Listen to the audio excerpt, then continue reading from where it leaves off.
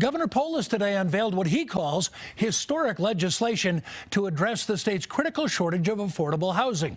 The governor gave our political specialist, Sean Boyd, an exclusive television interview before unveiling that far-reaching proposal.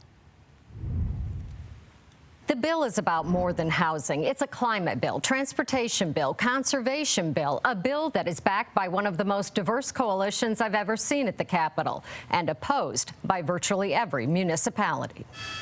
The last time Colorado looked at this in a major way was 1974, Sean. Governor Polis wasn't even born the last time Colorado made any major land use changes. We were a very different state in 1974. Back then, you could buy a house for about $35,000. Today, the average price in the metro area is $600,000.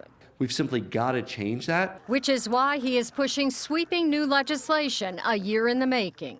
This is an unprecedented coalition. Business and labor, environmentalists and developers back the bill that the Colorado Municipal League calls a power grab. It requires the state's biggest cities to adopt building codes with certain minimum standards that, among other things, prohibit single-family-only zoning. Cities would have to allow for accessory dwelling units, duplexes, and triplexes in residential areas. If you're a homeowner and you want to be part of the solution for more homes for rent and for purchase, we want to make sure you're invited to do that rather than stigmatized for doing that. Representatives Stephen Woodrow and Iman Judah, sponsors of the bill that also requires cities to allow multifamily housing along transit corridors. It increases ridership, it lowers fares for everyone. It's a feedback loop that is a positive contribution to lowering emissions, vehicle miles traveled. It's proven that when you have townhouses or condos or things like that, there is less water used, and so it is a conservation as well. Counties would not be subject to the new rules. Instead, they would have to develop comprehensive growth plans.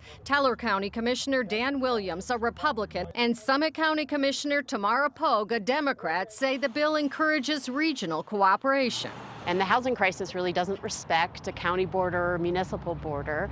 It requires infrastructure, wildfire protections, water, sewer. If you want to take part of the county, you annex, and that there's a process for that.